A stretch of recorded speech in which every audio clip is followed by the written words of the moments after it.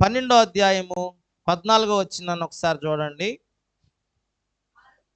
ఆలోచించుము, ఆయన పడగొట్టగా ఎవరు మరలా కట్టజాలరు. ఆయన మనుషులను చెరలో మూసివేయగా మరి తెరుచుట ఎవరికి కూడా సాధ్యము కాదు. హల్లెలూయా, హల్లెలూయా. ఆయన అంటాడు, ఆలోచించుము, ఆయన జనములకు బిగబట్టగా అవి ఆరిపోవును. చూడండి, ఆయన అంటాడు, ఆయన మనుషులని చెరలో మూసివేయగా తెరుచుట ఎవరికి సాధ్యము. పైన వచ్చిన వాళ్ళు ఆలోచించుము, ఆయన పడగొట్టగా ఎవరు మరలా కట్టజాలరు. స్తోత్రం. నువ్వు దేవుని చేతిలో ఉన్నావు, నువ్వు దేవుని చేతిలో ఉన్నావని విశ్వాసం ఈరోజు ఈ మాసాంతరపు ఉపవాస ప్రార్థనలో నువ్వు కలిగి ఈరోజు దేవుని సన్నిధిలో నువ్వు తిరిగి వెళ్ళి ముందున్న దినాల్లో నువ్వు సాగిపోవాలి. అదే దేవుడి యొక్క ప్రసంగం. ఈరోజు నువ్వు దేవుని చేతిలో ఉన్నావు. హల్లెలూయా. ఎవరి చేతిలో ఉన్నావు? అని అంటాడు, నా చేతి నుండి విడిపించగలిగిన వాడు ఎవడునూ లేడు. హల్లెలూయా.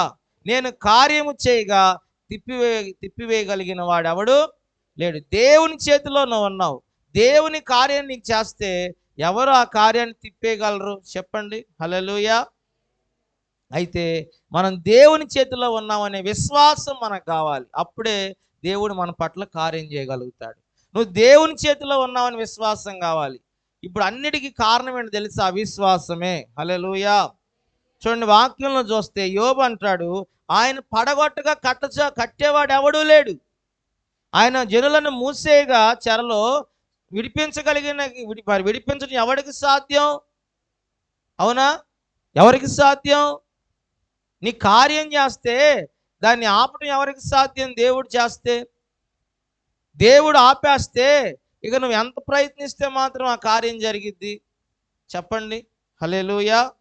చూడండి, వాక్యం దానియేలు గ్రంథంలో మనం చూసినప్పుడు, దానియేలు గ్రంథంలో వాక్యాన్ని మనం గమనిస్తే 6:20 దానియేలు సింహాల బోన్లో వేయబడ్డాడు. సింహాల బోన్లో దానియేలు వేయబడ్డప్పుడు ఈ సింహాల బోన్లో అతనికి ఏ హాని కలగలేదు. కారణం ఏంటంటే దానియేలుకు తెలుసు, నేను దేవుని చేతిలో ఉన్నాను. చెప్పండి, ఏమంటున్నాడు ఆయన? నేను దేవుని చేతిలో ఉన్నాను. వాళ్ళ సింహాల బోన్లు వేస్తుంటే అయ్యా అయ్యా అయ్యా నన్ను ఏమాకండి అయ్యా, మీ పుణ్యం ఉంటుందని అన్నాడా? అనలేదు. దానియేలు తెలుసు. దానియేలుకు ఉన్న విశ్వాసం ఏంటంటే, నేను దేవుని చేతిలో ఉన్నాను, నన్ను ఆయన చేతిలో నుండి ఎవడు విడిపించగలుగుతాడు? ఆయన నన్ను ఎందుకు ఈ సింహాల నోటికి అప్పగిస్తాడు?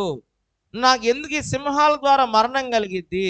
నేను దేవుని చేతిలో ఉన్నాను కదా అనే ఒక విశ్వాసం దానియేలుకు ఉంది కనుక సింహాల బోన్లో వేసిన దానియేలు జీవితంలో అద్భుతాన్ని దేవుడు చేయగలిగాడు. హల్లెలూయా. దేవుని వాక్యంలో చూస్తే 6:20 ఉంటుంది దానియేలు గ్రంథంలో. అతడు గుహ దగ్గరకు రాగానే దుఃఖ స్వరముతో దానియేలుని పిలిచి, జీవము గల దేవుని సేవకుడైన దానియేలు, నిత్యము నీవు సేవించుచున్న నీ దేవుని రక్షించగలిగిన అతన్ని అడిగాను. అందుకు దానియేలు అంటాడు, రాజు చిరకాలం జీవించను గాక. నేను నా దేవుని దృష్టికి నిర్దోషి కనబడ్డాను గనుక ఆయన తన దూతను పంపించి సింహములు నాకు ఏ హాని చేయకుండా వాటి నోళ్ళను మూసేశాడు. గట్టిగా స్తోత్రం చెప్పండి. హల్లెలూయా. దేవుని చేతిలో దానియేలు ఉన్నాడు. ఆయన అంటున్నాడు, నేను నా దేవుని దృష్టికి నమ్మకంగా ఉన్నాను, నా దేవుని మీద విశ్వాసం కలిగి ఉన్నానని నా దేవుడు చూశాడు. అందుకనే ఆయన దృష్టికి నేను నమ్మకస్తుడిగా కనబడ్డాను. నా విశ్వాసం దేవుని కనబడింది కనుక ఇదిగో దేవుడు తన దూతను పంపించాడు, సింహాల నోలను మూసేశాడు, నాకు హాని ఏది కలగనివ్వలేదని రాజుతో చెప్తున్నాడు. హల్లెలూయా. దానియేలు ఒక గొప్ప రక్షణ దానియేలుకి దేవుడు కలిగించాడు. దేవుని పిల్లలకి ఆయన చేతిలో ఉన్నారు అనే ఒక విశ్వాసం కలిగి కనుక మనం ఉంటే గొప్ప ప్రొటెక్షన్ మనకు ఉంటుంది, గొప్ప కాపుదల మనకు ఉంటుంది. దేవుని వాక్యంలో మనం చూస్తే ఒక దెయ్యం పట్టిన అమ్మాయికి ప్రార్థన చేస్తుంటే అమ్మాయి అంటది, ఈ అమ్మాయిని వదిలి వెళ్ళిపో, యేసు నామములో పో అంటే ఆ అమ్మాయి అంటది, నేను బాను, ఈమె నా ఏలుబడిలో ఉంది అంటుంది. ఎవరి ఏలుబడిలో ఉందంట? ఆ అమ్మాయి ఎవరి ఏలుబడిలో ఉందంట? సైతాను దెయ్యం మాట్లాడుతుంది ఆమెలో నుండి. మాయ్ సైతాన పో, యేసు నామములో ఈ దెయ్యాన్ని వదిలిపో అంటే నేను పోనంట. ఎందుకు పోవు అంటే, నేను ఈ అమ్మాయి నా ఏలుబడిలో ఉంది, నా అధీనంలో, నేను నా నా ఏలుబడిలో ఉంది. చూడండి, మనము దేవుని ఏలుబడిలో ఉంటే సైతాన్ మన మీద పనిచేయదు. సైతాన్ ఏలుబడిలో ఉంటే మరి ఎట్లా చెప్పండి? ఎందుకు ఆమె ఏలుబడిలో ఉందో తెలుసా? ఆమెకి మారు మనసు లేదు, ఆమెకి రక్షణ లేదు. చెప్పండి, ఏం లేదు? బాప్తీస అనుభవం లేదు, రక్షణ లేదు. రక్షణ గనక ఎవరైతే రక్షణలో ఉంటారో, దేవుని రక్తములో కడగబడతారో, వారికి దేవుని కాపుదల ఉంటుంది, వారికి దేవుడి సన్నిధి వారికి తోడుగా ఉంటుంది. ఎవరైతే రక్షణలో ఉంటారో, బాప్తీసం పొందుతారో, వారు దేవుని ఏలుబడిలో ఉంటారు. హల్లెలూయా. రక్షణ లేని వాళ్ళు దేవుని ఏలుబడిలో ఉంటారు, సైతాన్ ఏలుబడిలో ఉంటారు. అందుకని సైతాన్ అంటుంది, నేను బాను. ఎందుకు పోవాలి? నా ఏలుబడిలో ఉంది ఏమంటుంది. రక్షణ లేదుగా. దేవుని బిడ్డ గమనించుకోండి. ఇప్పుడు సందేహం ప్రతి వ్యక్తిలో నేను చూస్తున్నాను కదా. అపనమ్మకం, సందేహం, అవిశ్వాసం, ఇదే విధంగా వారి జీవితాలు కొనసాగుతాం వలన వారు దేవుని యొక్క కార్యాలను చూడలేకపోతున్నారు. యాకోబు పత్రికలో మీ అందరికీ ఎప్పుడు చెప్తాను, 1వ అధ్యాయం 7వ వచనంలో ఏమనుందంటే, ఇదిగో మరి ఆయన యొద్దకు వచ్చేవాడు, ఆ వాక్యంలో ఒకసారి చూడండి. యాకోబు పత్రిక 1:7, 1:7, యాకోబు పత్రిక 1:7. అట్టి మనుష్యుడు దిమనస్కుడై తమ సమస్త మార్గములను అస్థిరుడు గనక ప్రభు వలన అతనికి ఏమైనా దొరుకునని తలంచుకొనరాదు. దేవునికి స్తోత్రం చెప్పండి. దిమనస్కుడు, అవిశ్వాసి, అపనమ్మకం, సందేహం అతనిలో ఉంది గనక, విశ్వాసం లేదు గనక నా మీద, ఇదిగో నేను చేయగలను, నేను దేవుని చేతిలో ఉన్నాను, నన్ను ఎవరు అపహరింపగలరు, నాకు ఎవరు కీడు చేయగలరు, నాకు ఎవరు హాని చేయగలరు, నాకెందుకు ఈ తెగులు వస్తుంది, నేనెందుకు భయపడాలి, ఇదిగో దేవుడు చేతులు నేను ఉన్నాను, నాకెందుకు నష్టం కలిగిద్దని విశ్వాసం అతనిలో లేదు గనక, సందేహంతో ఉన్నాడు గనక, అవిశ్వాసంతో ఉన్నాడు గనక దేవుడు ఏం చేయలేకపోతున్నాడు అతని జీవితంలో. హల్లెలూయా. ఈరోజు దేవుని చేతిలో నువ్వు ఉన్నావని విశ్వాసం నీకు కావాలి. చాలామంది జీవితంలో చూడండి, తోమా ఉన్నాడు బైబిల్లో. తోమా యేసుప్రభు శిష్యుడు. ఈ తోమా జీవితంలో చూస్తే యేసయ్యతోనే ఉన్నాడు. ఈరోజు చాలామంది విశ్వాసులు మందిరానికి వస్తున్నారు, ప్రార్థన చేస్తున్నారు, మరి ప్రతి వారం వస్తారు, చర్చికి వస్తారు, యేసయ్యతోనే ఉంటారు. కానీ ఎంతసేపు సందేహమే, ఎంతసేపు అపనమ్మకమే, ఎంతసేపు అవిశ్వాసమే. మందిరానికి వస్తారు కానీ నేను దేవుని చేతిలో ఉన్నాను, నా కుటుంబం దేవుని చేతిలో ఉందనే ఒక విశ్వాసం వారిలో కనపడదు. ఎప్పుడు అపనమ్మకం, అపనమ్మకం. అమ్మో, అన్నిటికీ భయమే, అన్నిటికీ భయమే.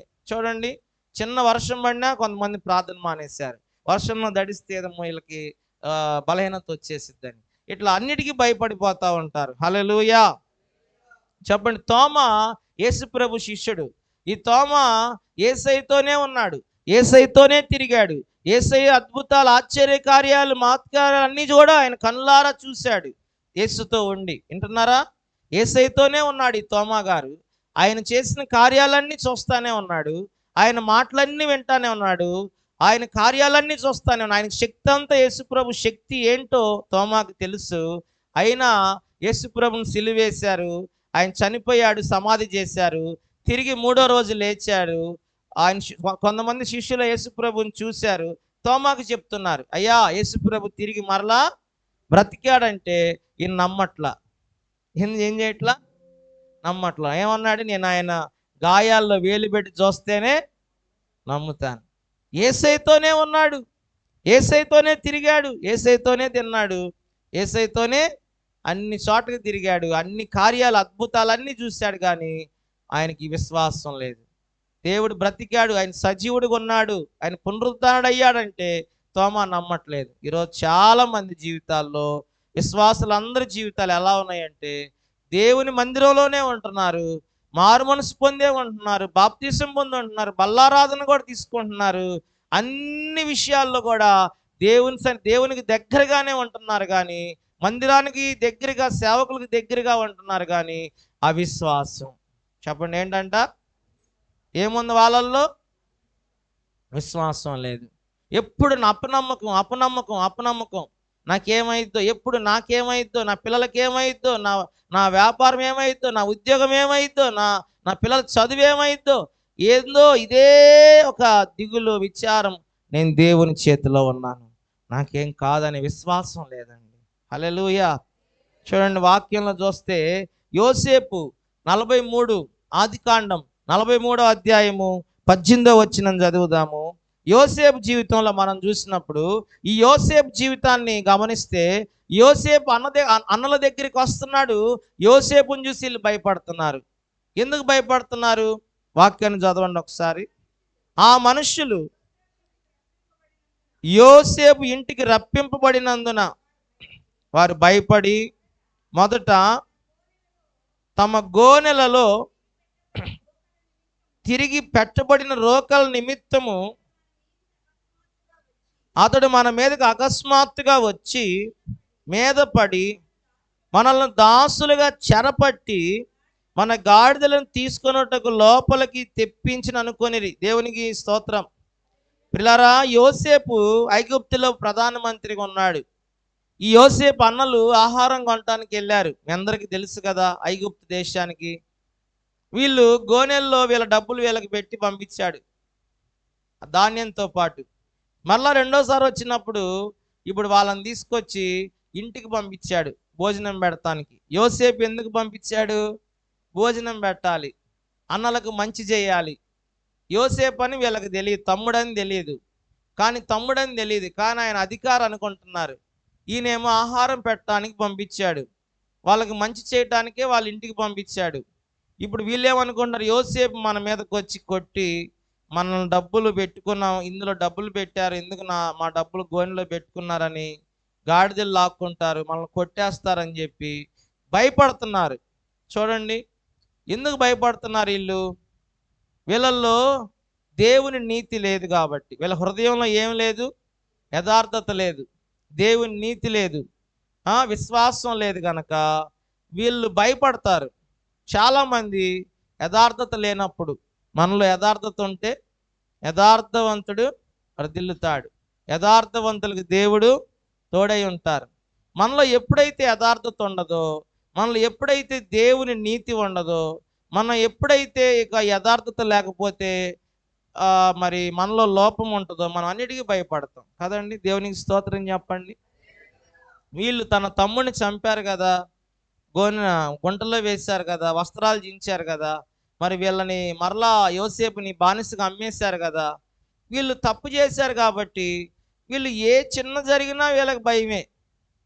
అంతేనా? హల్లెలూయా. ఒకరోజు జోరున వర్షం పడుతుందంట. ఏనండి జాగ్రత్తగా, వెనకాల లేనండి, గిటికి వెనకాల ఉన్న వాళ్ళు ఏనండి. జోరున వర్షం పడుతుందంట, బాగా వర్షం పడుతుంది రాత్రిపూట. ఇక పోలీస్ వ్యాన్ వెళ్తా ఉంది.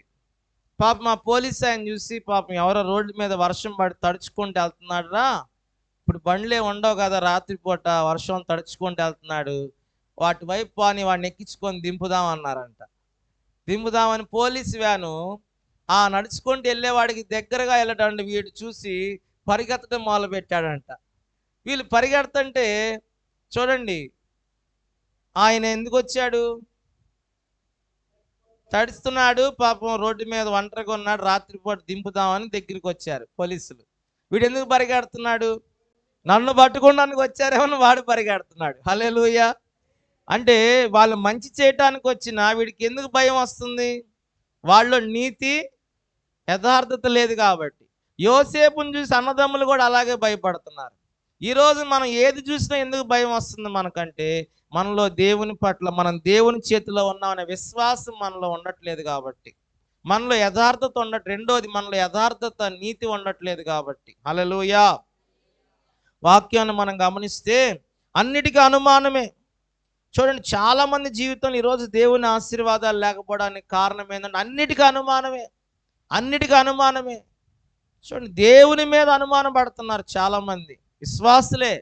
విశ్వాసులే వాళ్ళు కూడా. ఎందుకు కార్యాలు జరగట్లేదంటే అయ్యిద్దో అవదో, దేవుడు చేస్తాడో చేయడో, వాళ్ళకి అయింది నాకు అయ్యిద్దో లేదో కార్యం, దేవుడు చేస్తాడో లేదో, దేవుని మీదే అనుమానం పడుతున్నారు వీళ్ళు. ఎక్కడ పడుతున్నారు సుజాత? నిన్ను అడిగితే కానీ తృప్తి ఉండదు నాకు. దేవుని మీదే అనుమానం పడుతున్నారు. హల్లెలూయా. మనుషుల మీద అనుమానం పడితే వేరు, ఏమండి, మరి డాక్టర్ల మీద అనుమానం పడితే వేరు, దేవుని మీద అనుమానం పడుతున్నారు.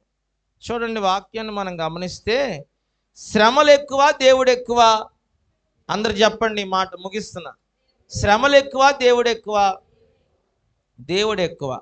మరి మనం ఈ శ్రమలను చూసి ఎందుకు భయపడుతున్నాం? మనం దేవుని మీద విశ్వాసం ఎందుకు ఉంచలేకపోతున్నాం? ఇప్పుడు శ్రమలు ఎక్కువ కాదు, దేవుడే ఎక్కువ.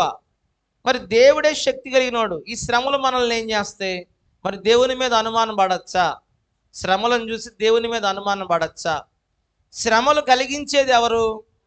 సైతాన్. ఆయన ఎందుకు కలిగిస్తాడు? సైతాన్ గాడు శ్రమలు కలిగిస్తాడు.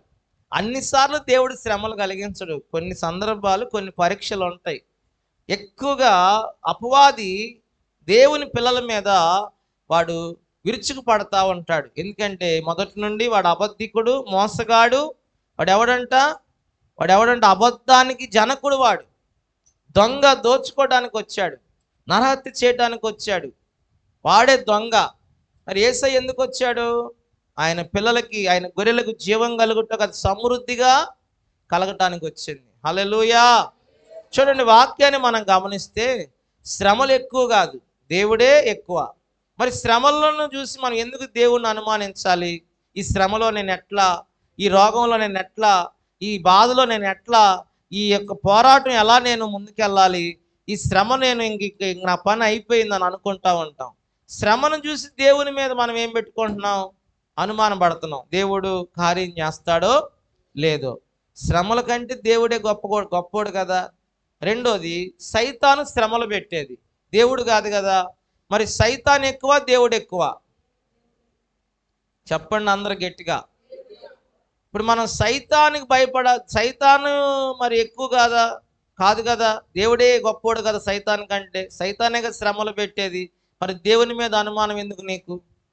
దేవుని మీద అవిశ్వాసం ఎందుకు నీకు? నా మాట అర్థం చేసుకుంటున్నారా? నా మాట అర్థం చేసుకోండి. హల్లెలూయా. మరి ఈ రోజున మనం గమనిస్తే దేవుని మీద మనం ఎక్కువ విశ్వాసం కలిగి ఉండాలి. హెబ్రీ పత్రికలో మనం చదువుకుంటే, హెబ్రీ పత్రిక 3వ అధ్యాయం 19వ వచనం చదవండి. ఇజ్రాయెల్ ప్రజలు ఇలాగే అనుమానించారంట దేవుణ్ణి.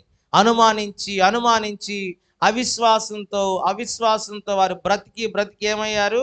చివరికి వాళ్ళు దేవుని స్వాస్యాన్ని పొందుకోలేకపోయారు. 3:19 కాగా అవిశ్వాసము చేతనే వారు ప్రవేశింపలేకపోయిరని గ్రహించుచున్నాము. చూడండి, అవిశ్వాసం వల్లనే యేసుప్రభు కూడా అన్ని ఊరిలో కార్యాలు చేశాడంట.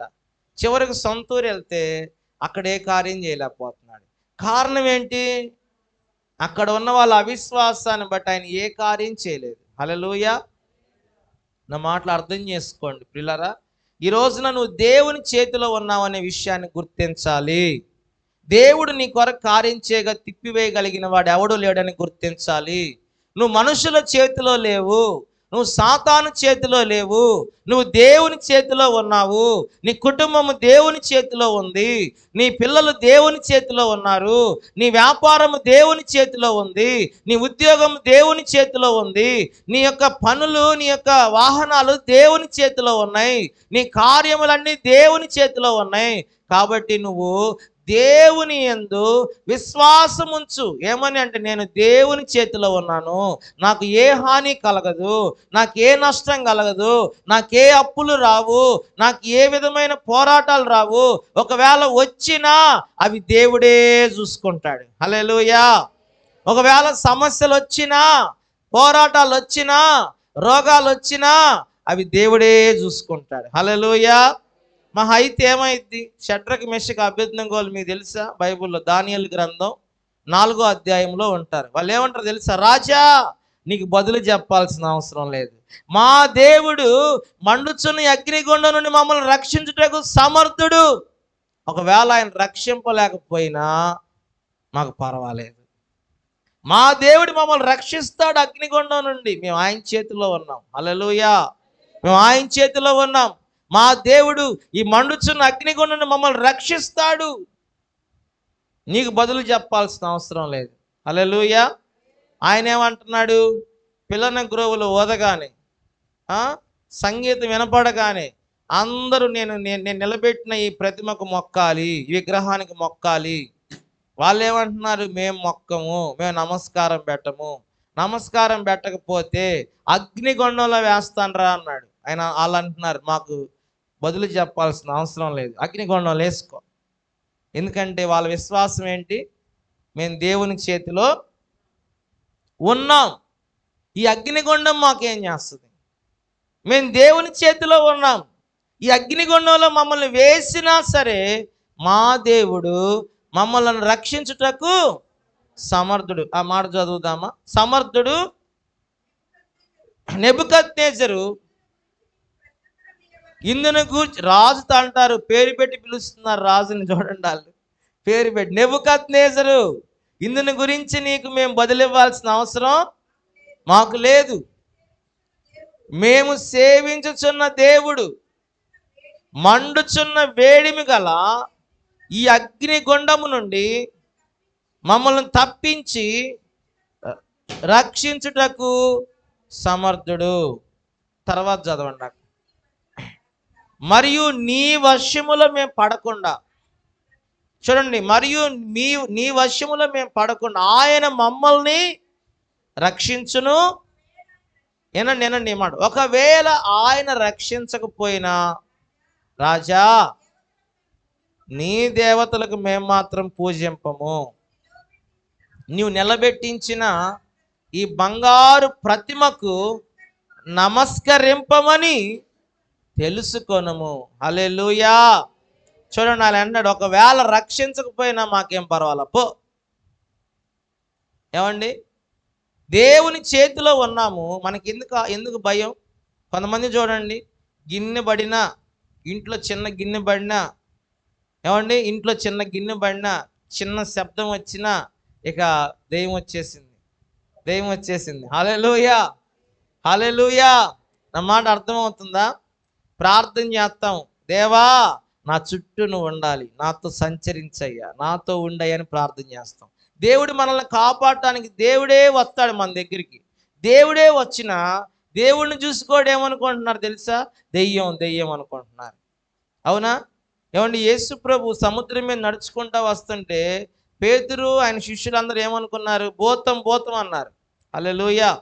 వీళ్ళు తుఫాన్లో ఉన్నారు, తుఫాన్లో చిక్కుకున్నారు, వీళ్ళు ప్రమాదంలో ఉన్నారు. వీళ్ళని కాపాడటానికి యేసయ్య వస్తున్నాడు నడుచుకుంటా.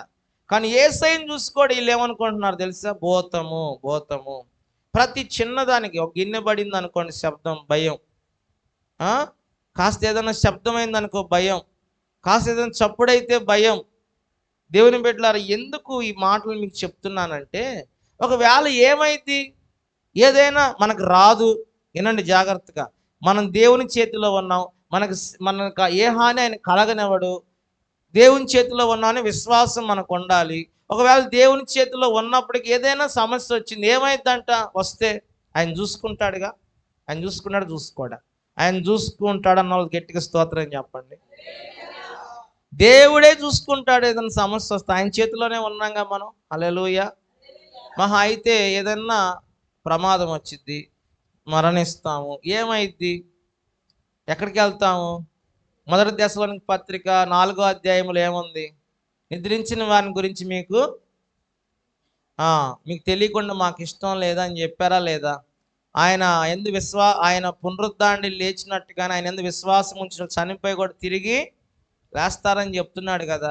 దేవుని సన్నిధిలోకి వెళ్తాం, దేవునితో ఉంటాం. ఎందుకు మనం భయపడాలి? ఎందుకు మనం కలవరపడాలి? ఎందుకు మనం దుఃఖపడాలి? ఎందుకు మనం ప్రతిదానికి కూడా ఆందోళన చెందాలి? చెప్పండి, కృంగిపోవాలన్న మాట అర్థమవుతుందా? మనం దేవుని చేతిలో ఉన్నాం. హల్లెలూయా. సరే, చాలా విషయాలు ఉన్నాయి. దేవుని వాక్యం చెప్పండి.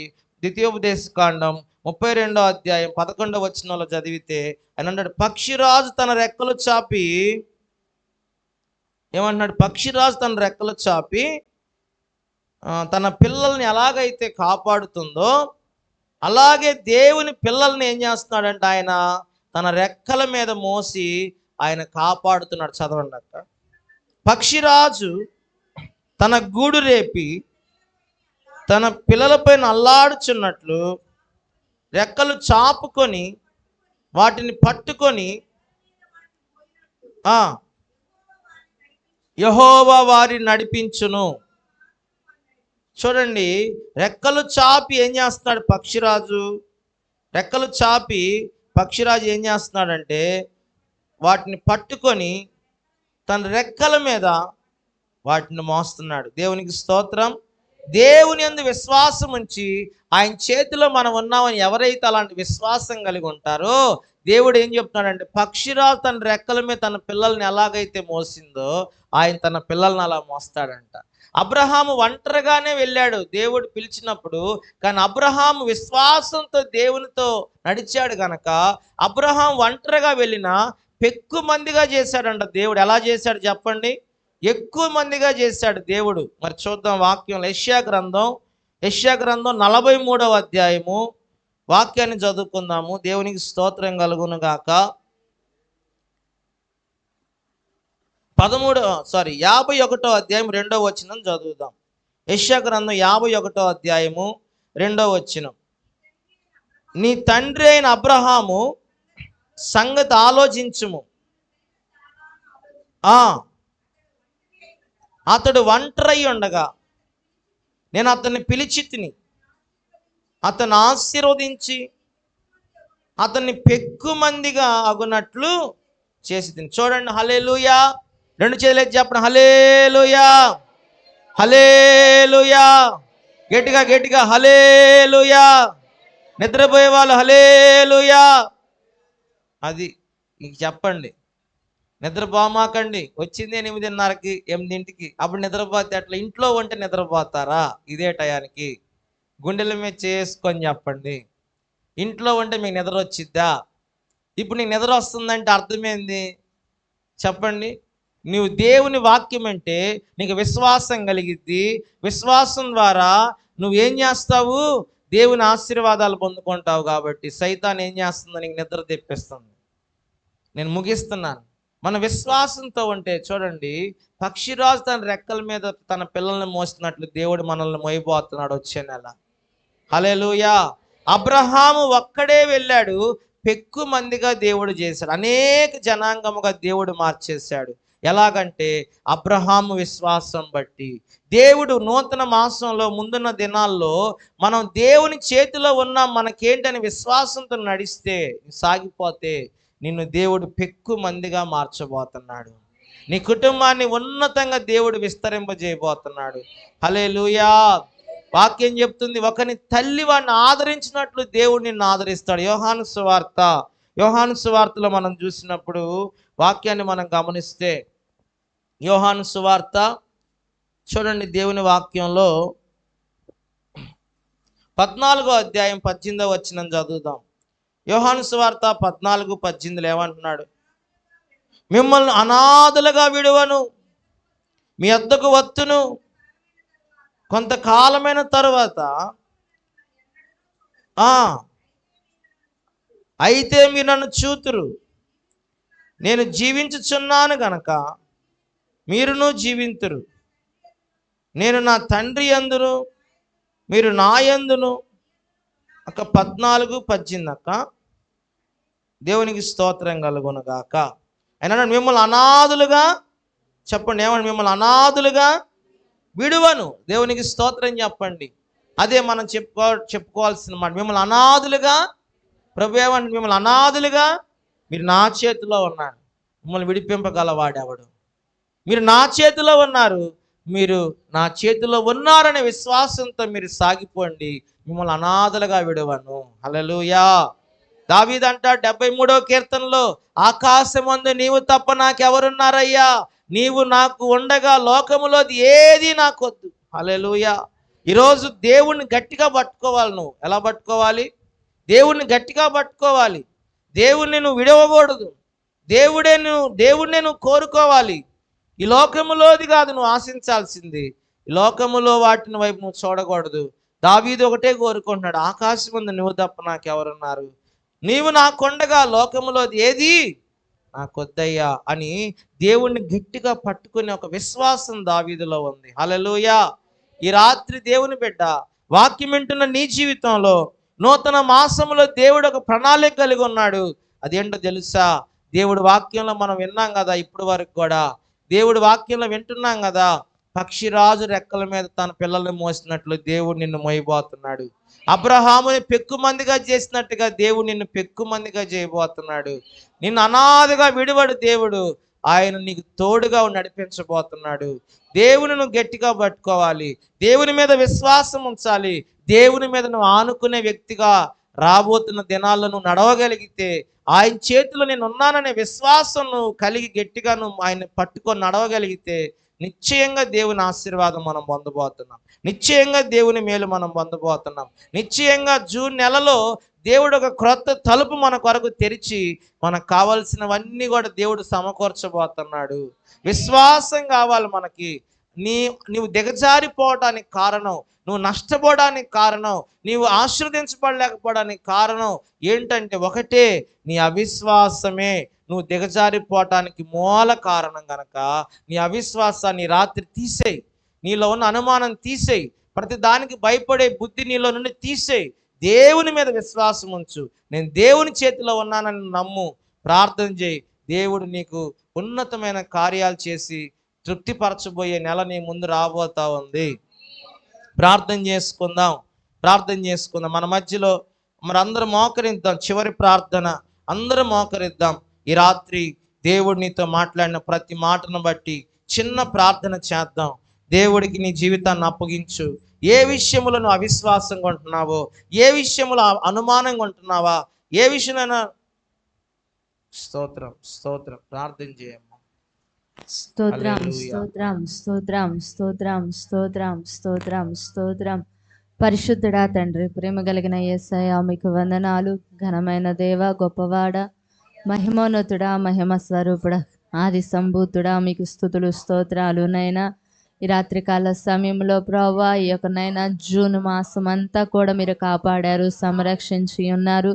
ఈ 3 రోజులు కూడా నైనా నీతో గడిపే, నీతో సహవాసం చేసే కృపను నైనా అయా మా చిన్న సంఘమునకు మీరు అనుగ్రహించారు ప్రభువా. ఎందరికీ లేని గొప్ప ధన్యతను, ఒక గొప్ప భాగ్యమును మీరు మాకు దయచేసి ఉన్నారు.